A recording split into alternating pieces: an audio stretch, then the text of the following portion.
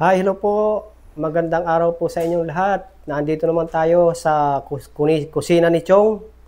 Tayo magluluto ngayon ng breast chicken with fried rice. Okay, luto na tayo. Okay, pagpatuloy na natin itong ating pagluluto ng breast chicken with fried rice. Ito'y ating i-oven at mayroong itong cheese sa ibabaw. Ito'y Filipino style pero masarap ito. Una, lagyan natin ng asin. Asin na lang, asin.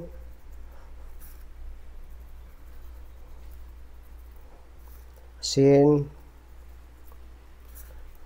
Marinate po natin itong ating mga breast chicken.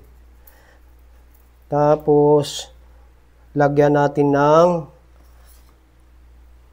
calamansi juice. O kung wala kayong calamansi juice, pwede naman yung orange na kwan. O, lagyan natin. Yun o. Para pampatanggal lang sa yan. Calamansi juice. Lamas-lamasin natin para manuot yung lasa sa loob. Tapos, paminta, durog.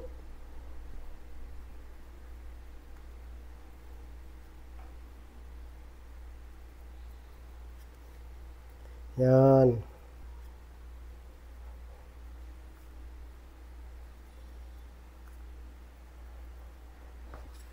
Tapos lagyan natin ng paprika. Pampagandang kulay. Yan, ganyan.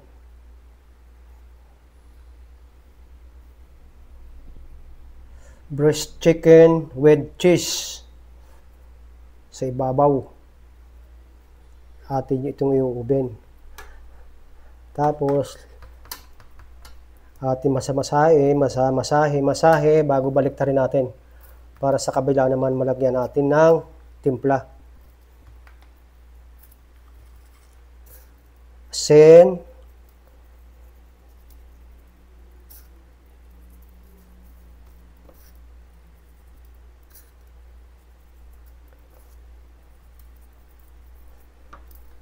Pamintang durog.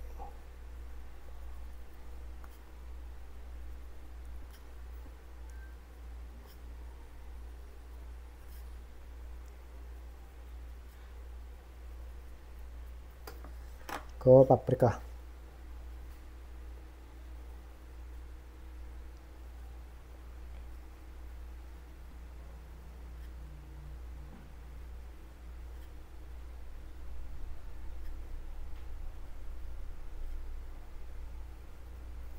Okay. Hilot-hilutin natin, masamasahin natin para manuot yung lasa sa loob.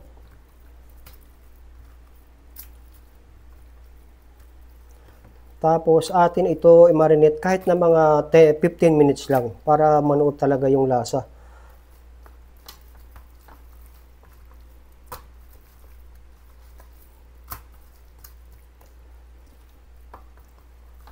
Okay. Set aside muna natin to.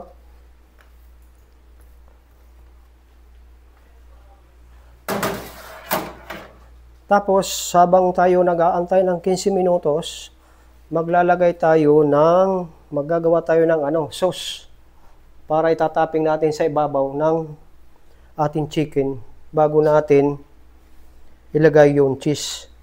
So maggagawa tayo ng sauce. Okay, habang tayo nag-aantay doon sa ating pagmamarinate doon sa ating manok, maggagawa tayo ng sauce para ipang-tapping natin doon sa ating gagawing manok.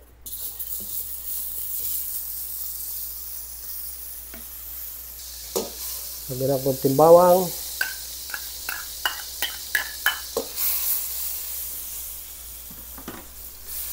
Sibuyas.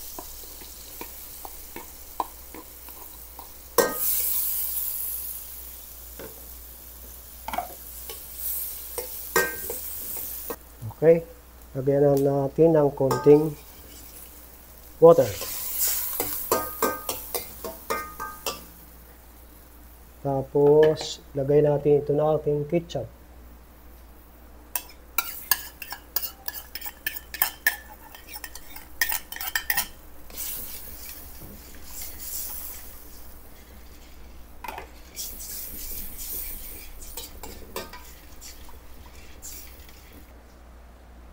Tapos maglagay tayo ng honey.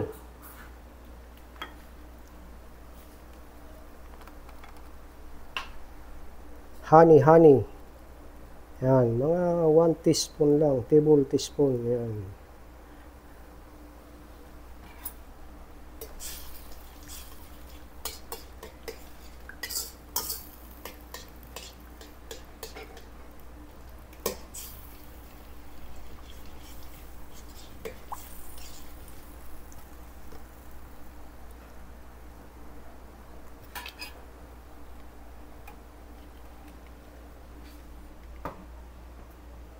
Tapos,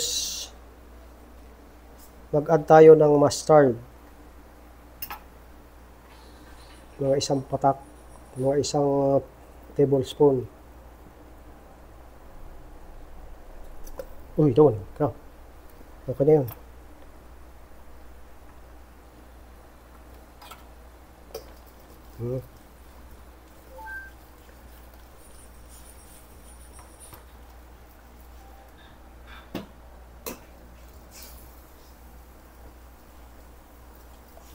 Lasa ng mustard saka honey.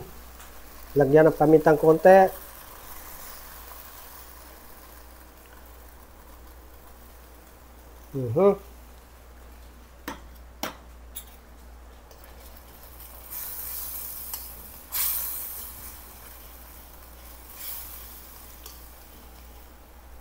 Tapos konting asin.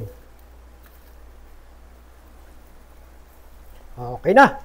Tapos na yung ating sauce ng pang-topping sa ibabaw ng ating manok bago natin ilagay yung cheese.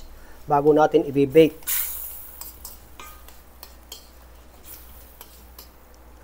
Palaputin pa ng konti.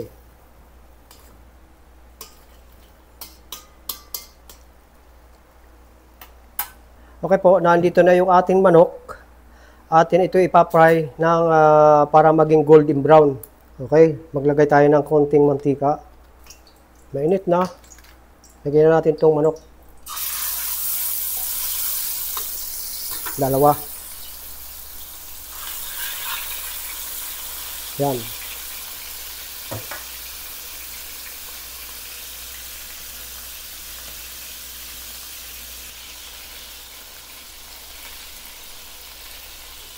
Okay. Hakuin na natin to kasi ito i-bake pa natin. Iubin pa natin ito mamaya. Ano? Golden brown na siya.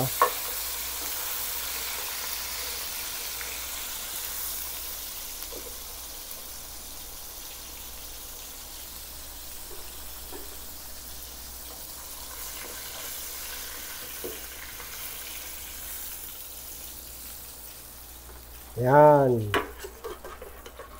Okay. Okay po, ipagpapatuloy natin itong ating menu for today. Lalagyan natin ng ating ginawa kaninang sauce sa ibabaw.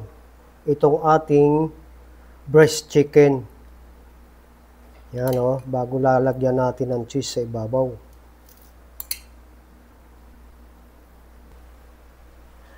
Tapos meron na tayo ditong cheese. Mozzarella cheddar.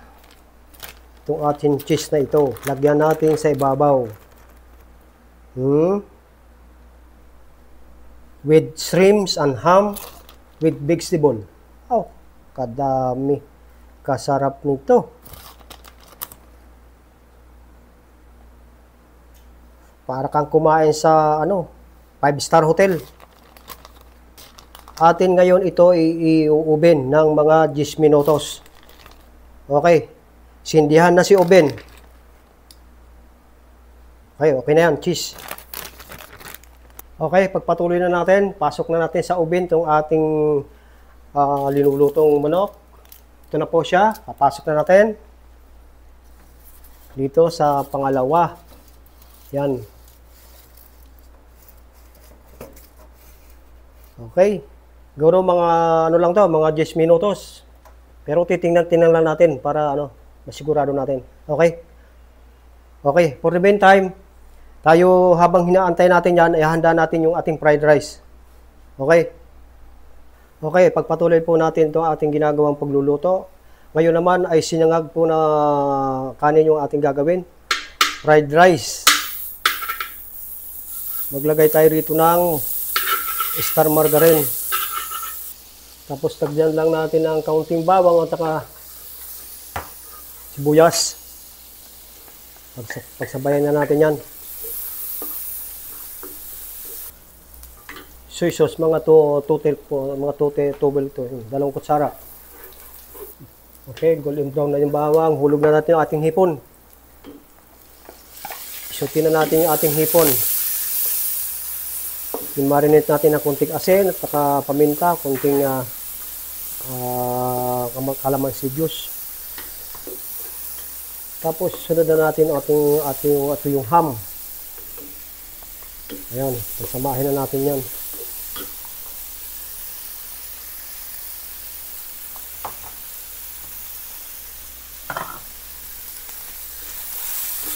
Kunting suti lang, kunti. Hindi naman kailangan i-overcook natin itong hipon. Okay. Hanguin na natin.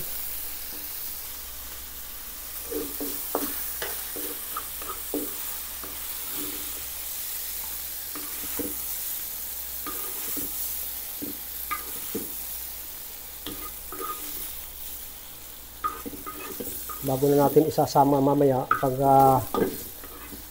nailagay na natin yung kanin. At least pinagulong na natin sa bawang at star margarine. At medyo malinamnam na yan. Okay? Tapos dito na rin tayo maglalagay ng itlog. Pirituhin na natin itong itlog. Lagyan tayo ng mantika.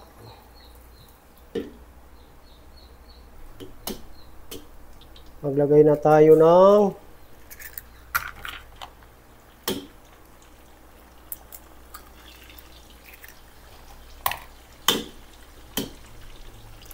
apat na itlog at marami-rami itong ating kanin na ilalagay.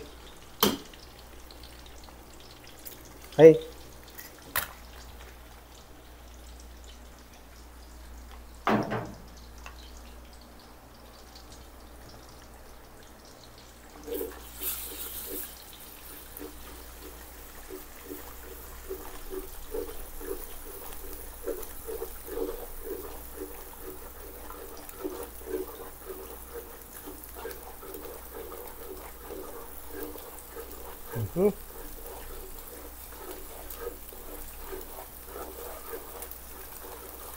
Apat na itlog yung linagay natin. Tapos ilagay na natin itong kanin.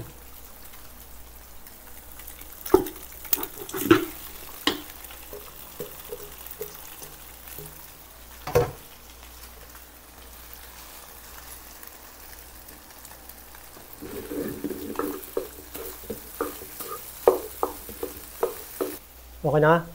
O, di, mamaya magkunti, sige. Okay na yun, sige. Huwag mo na sindihan.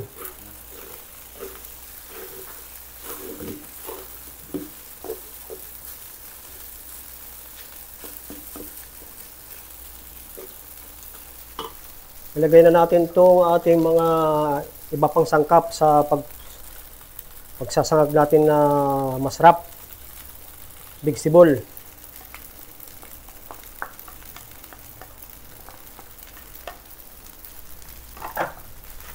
Ilagay natin yung sibuyas.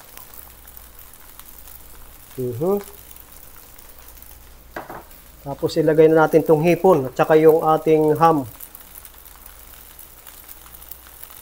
Yan na. Bago natin haluin.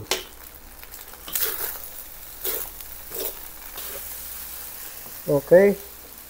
Lagyan natin ng kaunting soy sauce.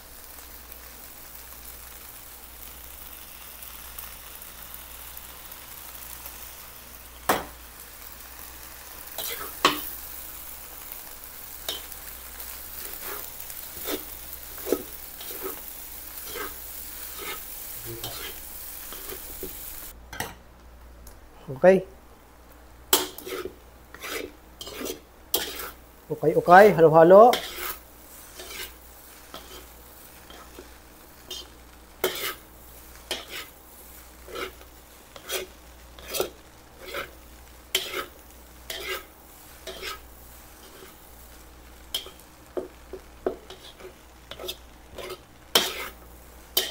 Kumpleto, may hipon, mayroong pang ham.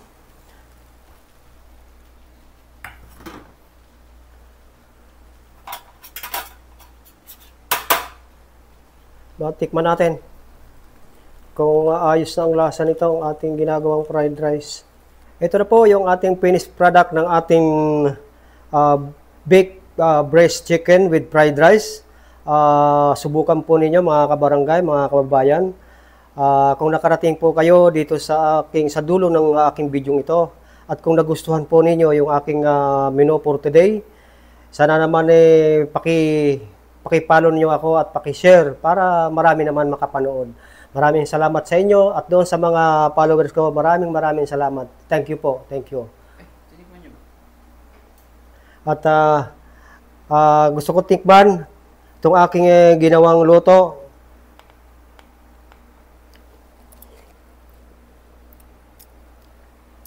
Tunay nung po na talaga napakasarap.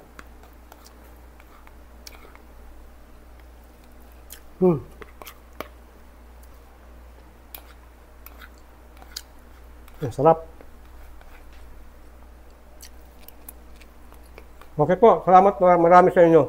Bye-bye.